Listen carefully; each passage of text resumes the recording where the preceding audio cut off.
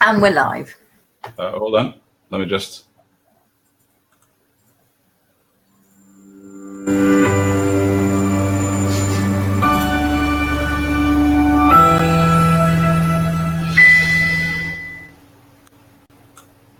There you go. Very nice. And welcome. And this afternoon, we are talking about programmatic advertising and the decline of job boards. And I think we just put that decline of job boards in there just to be a bit naughty. We've got myself and Stephen and two guests, and Renee has gone dark. And presumably, Stephen, you're attempting to get him back whilst, whilst I chunt on. During this particular live cast, we're going to have Stephen asking most of the questions. Matthew, you've got experience of programmatic advertising, but not necessarily in the recruitment space, so you'll be able to talk a bit about how the technology works as a whole. And I'm going to be doing some tweeting and collecting some information for some blog posts we're writing afterwards. And what I do have to say, and you can see the lovely banner behind me, is that our live chats are sponsored by Firefish, and Firefish are a CRM technology provider. And I know some of their guys are watching the show. Now, Stephen, I'm guessing you're still trying to get Renee on and don't want to speak yet. I am. If you can have a chat with Matthew in the meantime, okay. I'll... All right. Well, the first thing I wanted to talk about is something which it doesn't matter whether this is for recruitment or for any other sector, which is what actually is programmatic advertising. Because I've come across the term, I've Googled it, I've now done a bit of research, but I've never used it. Do you want to give us a bit of an oversight, Matt? Yeah, absolutely. I suppose the simplest way to put this is that it's the automation of buying ad space. So we've removed the people involved in buying the advertising space that you see around all the websites you visit day in, day out. And it's targeting a very specific demographic when you're then buying that space. So it's come a long way from people saying, it's X cost for this many impressions on this site. And then that being a very labor-intensive and extended process, this has now become a millisecond process because it's all automated, it's AI, and it's actually freed up the people to go and do other marketing skills. But more importantly, it's allowed an industry to become very instant, very precise, and very cost-effective.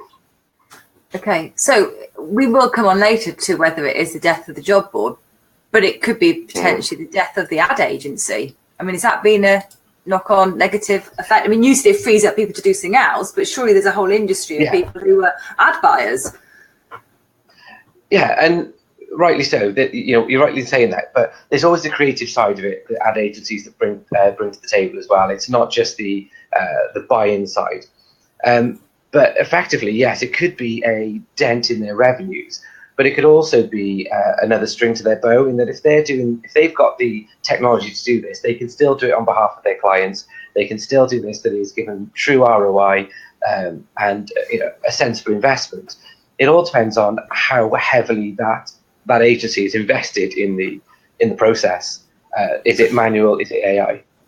And that was my next question: is this something that I could learn to do, or would I use a tool? I know Renee's got a tool, but could I do it myself? Could I learn it? Yes, you can learn it. And there's different stages and elements along with this. And I suppose what we should be doing is confusing this with RTB, so real-time buy-in. They are different softwares, but it's in the same way that you'd use a software to do anything else. You couldn't be as quick as the software is, so you couldn't do it manually if that's what you're asking. Mm-hmm. You could buy ad space, and there'd be permanent ads, but it's not going to track the technology around you. It's not going to track the sites that you're going to, which is what this does really well. The reason it's taken the human element out is because the human element was slow and costly, and that's why it's, and what this is actually providing you is the ability to go on and say, we've made something, we've streamlined a process that made it very cost effective, that's given a much more targeted view for your pounds and pence. Right, and you mentioned real-time buying, because I understand that programmatic advertising, there's two parts. There's the bit where you choose which way to put things in, this thing which works with AdWords. Is that Yeah. Is it two-sided? Have I invented that? No.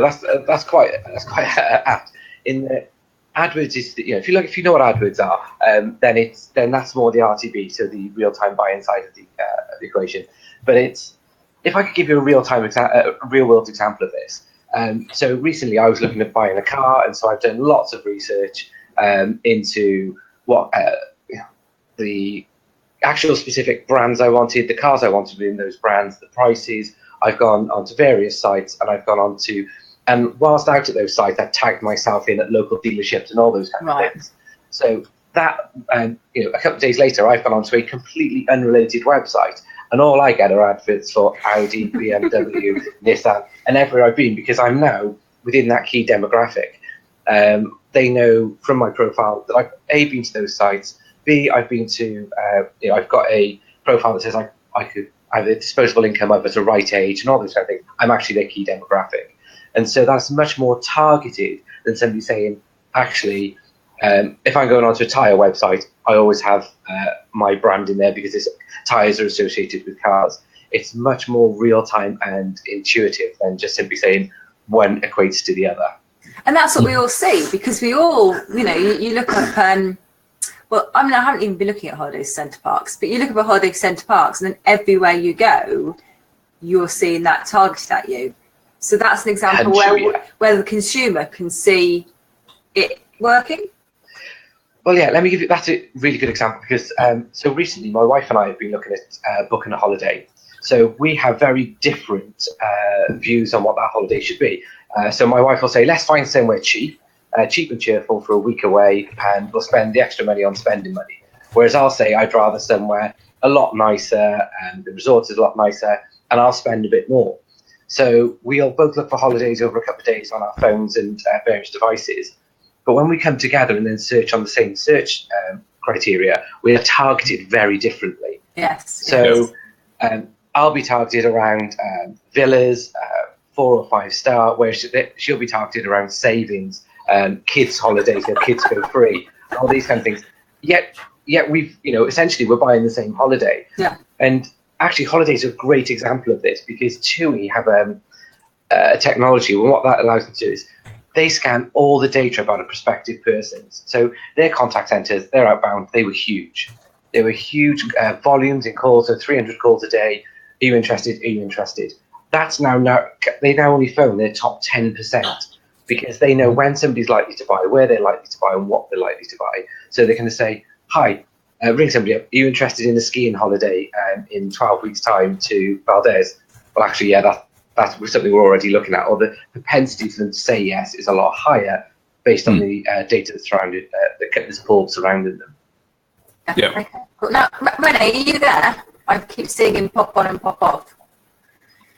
No. I think Renee's camera's been cutting in and out.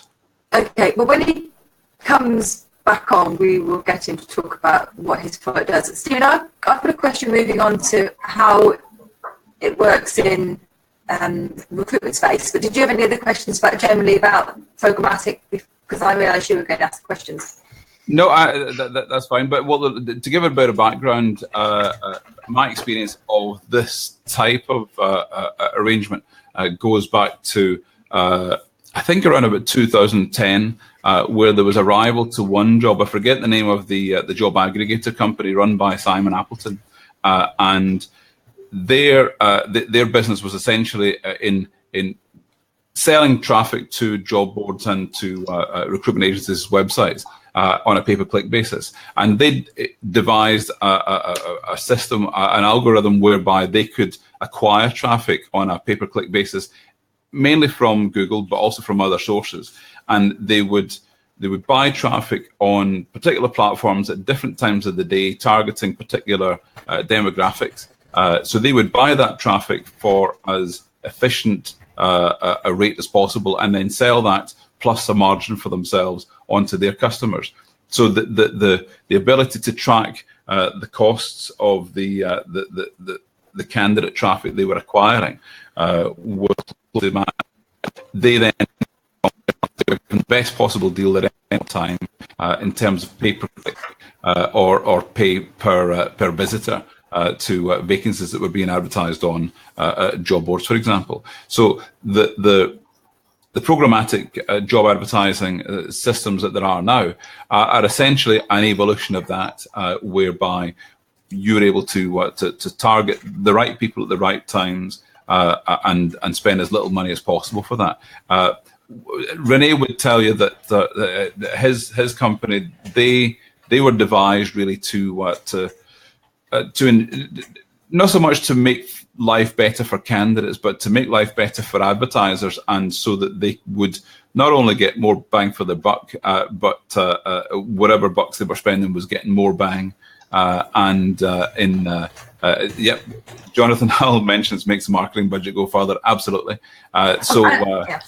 Sorry, what were you going to say, Louise? Well, he said he's got an example of targeting mobile engineers, and I had actually just said, is that to increase the response or primarily to save money? Yeah. This is what you're saying, but I'm interested in which it is. Yeah, but digital spend is marketing spend, and marketing spend is digital spend. So it's just about how you're applying it now. You're taking the, as I said earlier, that costly human being out who takes time to type things in and manage that process. It's simply automating it to millisecond views now, so that when you are clicking on something, it's generating that ad, that job in this instance. So I've gone onto Google and I've said, I'm looking at project managers roles in Bristol above 30k. Well, if I've got project managers roles in Bristol above 30k, I want to bid on that, and I'm willing to bid more, and and it will auto-generate that page within a millisecond. So there's no disruption to service, but it's posted that job to the right candidate at the right time. There it is for them, and that's what this is all about. It's no longer the static, here I am, people are involved. It's all about the AI and that move towards efficiency, I suppose. Yes. And the key thing, of course, in the switch, you can think about it for general advertising of products for any number of companies. But when you try and apply that to recruitment advertising, how does it work in practice? Do frontline recruiters have to be concerned about it, know about it, learn about it? Is it something that they can be implementing, or would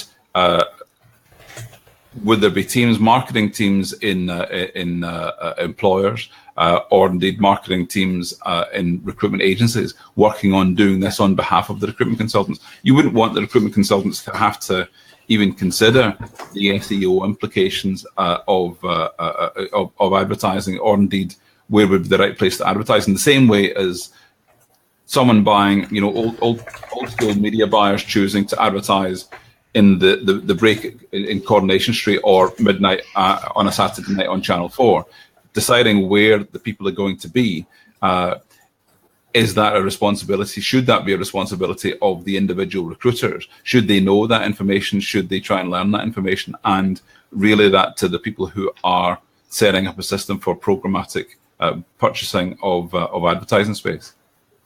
So I believe that, my personal opinion, big disclaimer, is I think that the agents themselves, the recruitment agents, that's not their responsibility. That's the marketing team that should be pushing jobs, brand. They should be owning the SEO, the RTB right the way through. Because although an agent should be aware of it, because they should have a market knowledge to know what's going on and how they are attracting candidates and how they are targeting, there needs to be a wider awareness of it. But I don't think the responsibility or the job sits with them, because ultimately they're salespeople. That's what they're there to do, is to bring that in. And so, for me, it definitely sits with the marketing budget and the marketing team, and not with the wider, the recruitment guys at the front end in the coal face. Which is what Jonathan said, exactly that, which is that recruiters need to understand it, but not necessarily know how it works. And he said they use an ad agency for all of theirs. And I guess that maybe in a very large organisation, in the same way you'd have that buyer anyway, you would, but I guess for lots of businesses you wouldn't. Some of the practical questions I had before about this were answered partly on Renee's website. So, thinking, well, what organisations are geared up to handle programmatic advertising, i.e., interfacing with a system that can bid on advertising spaces for particular times and particular locations. So some of the locations that Renee has been dealing with would be the JobGate network, and JobGate network was initially set up as actually a very similar idea to this, but more less reliant on artificial intelligence, and basically distributing vacancies to where there was an excess of candidates and a lack of relevant vacancies for them, or vice versa. So there's JobGate, the JobGate network, CareerJet, Trovit, which again is an aggregator, ZipRecruiter, Monster, Facebook, Indeed. Facebook, obviously, there's a lot of targeting can be done through that. Indeed, I didn't know that. LinkedIn, Job Rapido, RecruitNet, these are all aggregators, and of course Career Builder. So there are a whole range of different companies that you can hook in with, as well as advertising platforms that might not be traditional recruitment advertising platforms, where if you're advertising on Facebook, for vacancies that are targeting particular individuals, your adverts might also be alongside vacancies for sunglasses on eBay, or new boots on Amazon that are targeting the individual. And as we've said in previous shows before, or as I've said, an advert that is really accurately and closely targeted to someone is a delight, whereas an advert that's poorly advertised is, of course, what we call spam. If you can accurately target that individual right down to the granular level, and make sure that what's been put on in front of them is relevant to them, first of all, they're going to be less offended. They're going to be less ad blind, as they often are. I'm very ad blind. I tend to disregard any adverts. But if I'm being my attention's being caught by an advert that's relevant to me, then I won't see it as an advert. I won't see it as something that's an annoyance. I'll see it as something that's information I didn't previously have. So the ability to target people in a way that makes it a delight is where programmatic advertising can have a real effect on the individual who's either looking for a job, or more to the point, not looking for a job, but randomly surfing the internet doing what they do, and coming across vacancies that are targeting them by where they are, what they do, what age group they're in, where they spend their time and money, and so on. That targeting, though, yes, that targeting bit is the key bit. And you've mentioned Facebook there. So I think that with the announcements that Facebook has made recently, I think recruiters are going to start to clear up this grey area that is Facebook. Can you approach somebody about jobs on Facebook? Is that encroaching their personal space? I think that's going to become a lot more clearer. But what they do really well is, so I'm unlike you, Stephen, in that I love brand and ads. So I'm always looking at what's going on around me, and I'm such a brand junkie, really. But I was targeted recently by an ad on Facebook that I've actually signed up for. So come the new year, obviously ate a bit too much over Christmas, everyone has their New Year's resolutions. I was targeted by an online key CrossFit thing that was for men over 30, of a certain kind of demographic, if you will, when it comes that to... wouldn't be, surely. So I know the beard makes me look older, but actually, yes, a little over 30. But what it actually did was it targets men with a certain disposable income, with children, and it just narrows it down. Now, I've had a chat to this guy who runs it, and he only recruits people through Facebook advertising. And in the last 2 years, he's had 15,000 sign-ups to his online CrossFit program. And what he talked to me about was how specific he actually makes this. So, yeah, as I said, you've got to be over 30. More often than not, you've got children. You're in a white-collar job because you've got disposable income. You've got this, and all these demographics. He said, so he doesn't worry about anything else. He's happy to spend that money because the people who click on his adverts are the right people, and that targeting for him is key. And you also mentioned in there about you mentioned Amazon quickly. I think Amazon have got a great story in that if you look at their recommendation engine at the bottom, which is exactly the same thing. It's taking all your information, the things you've clicked on in Amazon, the things you've clicked on elsewhere, and it says people who also put this like this. That's responsible for 35% of Amazon's revenue at the moment. Oh yeah, just simply. How much? Yeah, for those simple clicks at the bottom, 35% of Amazon's revenue comes from their recommendations.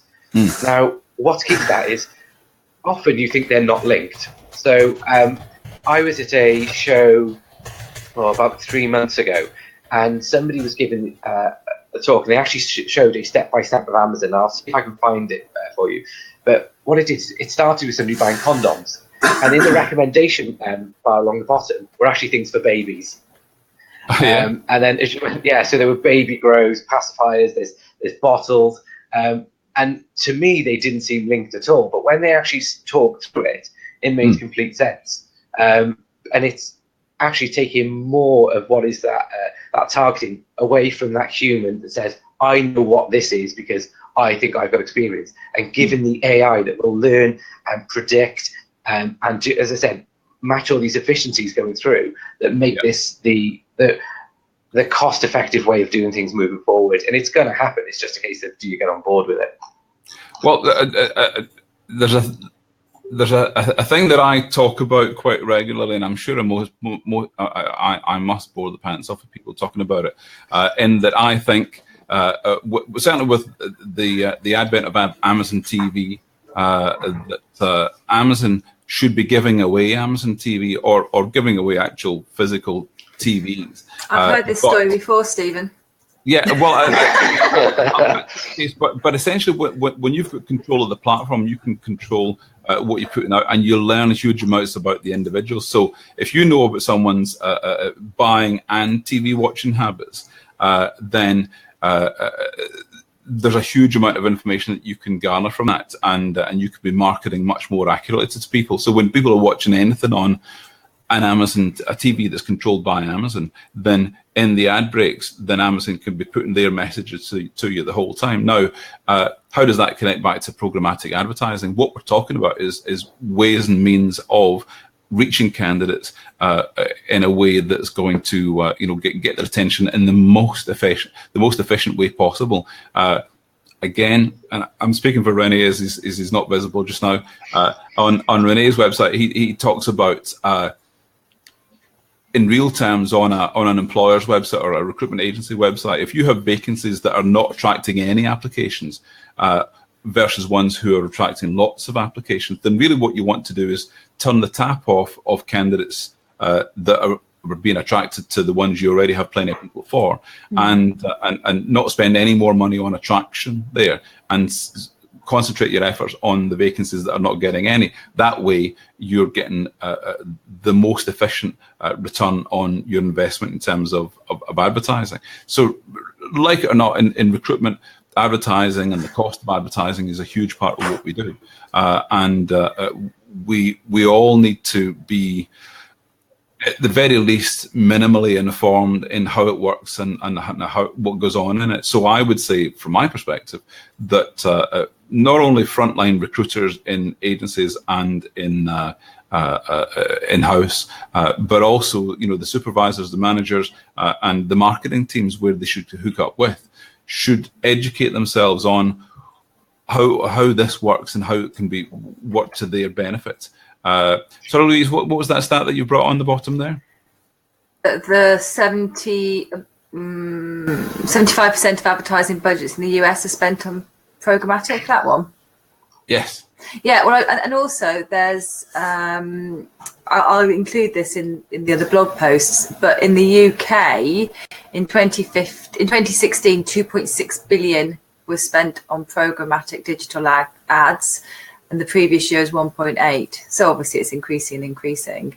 So I'll include all this in here. Well, I would expect, given that these things are increasingly more stats driven, that eventually you won't need humans involved in this at all. The adverts will be selecting themselves and competing with each other in the same way as I imagine within a relative short space of time, the need for humans on stock exchange floors will be gone, because even just now, huge amounts of the trading that goes on in stock exchanges is automated and is a response to something else that's happened in the world. So in advertising, the vying for space, the vying for optimum space, the vying for the best return on investment is there, and that would obviously create the bidding of the rates to go up. but continually finding where there are sweet spots of great responses to adverts for low cost are continually going to be sought out by these automated systems. Can I just comment on something else, which is that we're talking about the automation and how the impact it will have. And one of those, there's 2 points here. One is that Jonathan has said that they're spending less on generic job boards. And one of the 2 parts of our question was, is this a decline of job boards? And I guess it's the decline of job boards which aren't working. And I'm not saying generic job boards don't work, but it will be anything which isn't working, it will be the decline of this. But the other thing I really just thought of is that when you automate a process, and you may be taking some of the marketing people out of it, but they can do something else. They can do the branding and the sexing of the adverts and maybe put a bit more focus on those. You also potentially lose quite a few salespeople in these job boards and other places where you'd advertise, because you're not selling to a person. The stats. Yeah, absolutely. And that's the last thing to remember, it's buying and selling that this technology does. It doesn't just need to be, oh, look, I'm buying this space, but it can sell the space as well. So you've actually got both sides of the coin. In the second part of this, the kind of death of the job board, I think it'll actually be death of the mediocre job board. So you'll have your generic that everyone will continue to go to, your unwashed masses who are looking for jobs, who are happy to scroll through, they'll always be there. But it'll also be the rise of, look, this is my targeted job board. I know exactly what I'm going for. I know my skill set. I know what I'm looking for. And I only want to see those top 5 jobs. I'm not interested in everything that comes after that. And I think what we'll see is a diametric pose between those, and we'll lose your middle of the road kind of beige job board, if you will. I think you're right, but the same thing was said about Broadbean. Broadbean for 15, 17 years now has been in the business of identifying which channels work, which channels don't work. And anyone who's ever used Broadbean and logged in and used the back end sees enormous stats on the channels that are available to them when they use them with live vacancies, which channels are working for which vacancies and so on, and really accurately identifies, in a very short period of time, which channels to the combination of with programmatic advertising, I think, would be absolutely the logical step. And if they're not doing it already, I'm sure they must be. Then I can see that being the case very soon. So Renee, I'm sure would correct me if I'm wrong, but either they're going to be doing that or hooking up with companies like Renee's that do exactly that. So yes, poor job boards will be found out, but only if you're looking. Sorry? Only if you're looking. Which is what Steve's point is. I mean, I know I just made the point about killing them off, but I wasn't being serious, because all those stats are available in Broadbean. How many recruiters look? How many recruiters will use programmatic recruitment advertising, even though it's not a fad, even though this is a thing which can significantly increase the benefits to agency? And Steve says to kill off job boards, you need to kill off lazy recruiters first. And maybe he's being flippant, but he's also correct in that will not change. Well, you got to remember that for a long time now, certainly I'd say for the last 8 years, there's been a large number of what people would call zombie job boards out there. Job boards that on the surface appear to be working, appear to be professional and busy and filled with vacancies, but there isn't a real business behind them. They're making some money, but they're probably making more loss than revenue. So those zombie job boards will be found out very, very quickly. And if not identified by pointing at them, the lack of vacancies will soon make that difference. There's a lot of job boards out there that are packed with vacancies they've themselves skimmed from other sites or from the government website for God, I'm forgetting the name of it now, but you know the one we always mention. But you can easily take feeds of vacancies and track out any job board with those vacancies. So those zombie websites, I think, will much more readily be identified. Well, part of the advice we give, I mean, one of the things we do is we provide job boards with that background data. So they're trying to drive traffic and they haven't got jobs. We provide the jobs to help them to get the traffic, which is that chicken and egg scenario. Yeah. But part of the advice we give them is about make yourself more than a job board. Make yourself more than just a list of jobs. What you need in there is, it's interactive portals. You need to give advice. You need to give. It needs to be more than the sum of its parts, and that's what's going to start to set people apart. Is the content, and that's what brings it back to marketing. Is that it's actually the content you're putting on there, the engaging content that is accurate and real. Anyone can put on a stat that they've seen that this market is up, or there's a news link here. But engaging content will start to drive that job board into being more than just a list of jobs and becoming an interactive media source. So that's what it's good. That's going to be where they survive in my mind. Mm-hmm. Before we scoot off, because we've been half an hour in, thank you very much, and I need to say Firefish is sponsoring our fabulous live chat. I need to find a way of saying that in a much more smooth, slick way. But before we pop off, Emma, who we were hoping I think was going to be on this and then wasn't able to, has asked a question I'm not sure we've answered, which is, will programmatic advertising help find passive candidates? Now, your example, sorry, pardon? Carry on, sorry. I'll chip in a minute. I was going to say, Matt's example right at the start about looking for a car, looking for a holiday, was about retargeting. Yeah. It wasn't about... Absolutely. We've got to move beyond simple retargeting.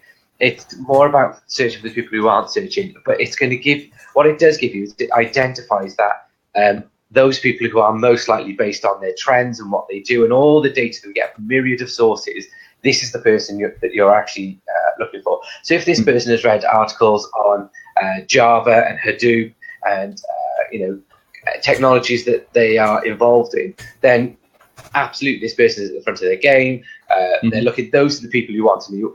We all know you want the person who's not looking for a job. And that's what I mean, is that we need to move past this simple retargeting. I'm an absolute sucker for it. I'm the worst. And so I think what we'll start to see is, we've already seen it. It's already happening. We've moved past retargeting, but what this allows you to do is it's sped up the process, and it's made these efficiencies that actually we should be able to target these passive candidates a lot better, and we should start to see those rates increase rather than it being just I think somebody used the expression earlier, spray and pray, rather than anything else. Yeah, I would say that regarding passive candidates, the reason that trying to advertise for passive candidates in the past has been almost a waste of time or terrible return on investment is that it's very poorly targeted.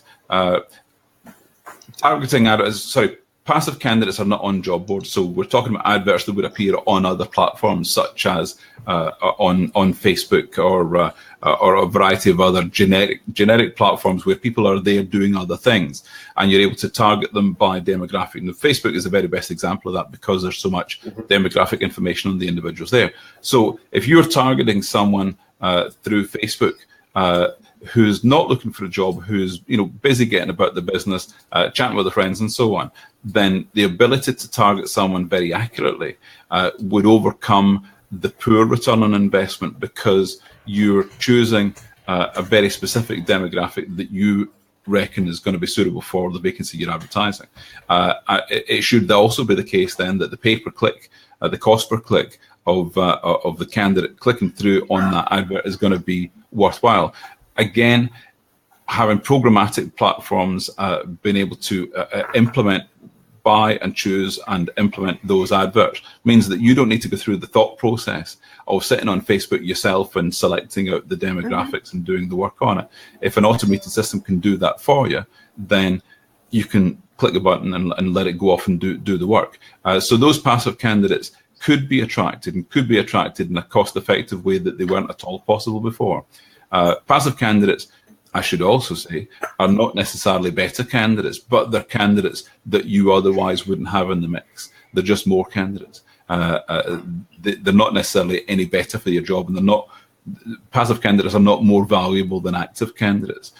In fact, they can be a right pain in the backside sometimes because, of course, you have to flip them from being passive to being active before you take them through a job process, because you need them to want the job rather than just be toying with you, only to make an offer and not have it accepted.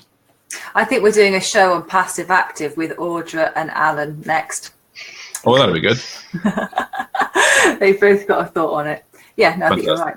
All right, cool. Well, we're at 40 minutes, which isn't the average length of our shows. Is there anything else that we haven't given you an opportunity to share, Matt? No, not really. I just, do you know what? I've made the mistake in the past of saying about artificial intelligence and come on Skynet and all those good things. But it's one of those things. It's happening, so we might as well embrace it. So for those who are simply, using retargeting, I would suggest they speak to a good agency, a good ad agency, and see how they can help them. But it's one of those things. It's happening whether we like it or not. So I'd say embrace it. Absolutely. And I suppose, and a thank you, because thanks for inviting me on. I know it was last minute. So apologies, because I am no Renee. So thanks very much. And I do feel Renee not having his opportunity to share quite a lot of his knowledge, but I will make sure that I include links to his blogs, because there's a lot of detail in those on his site and anything else he might want to share. And I'm sorry that I spoke more than I was going to. I do apologise, Stephen. It was going to be your show. So we are back in 2 weeks on the 7th of March. Is that right? Yes. We have a subject for that show. I can't find the bit of paper on which I wrote it. And then the next one after that's 21st of March. And I think we have a subject for the next 2 shows. But I do think we should do a show with Audra and Alan. I think that would be great fun.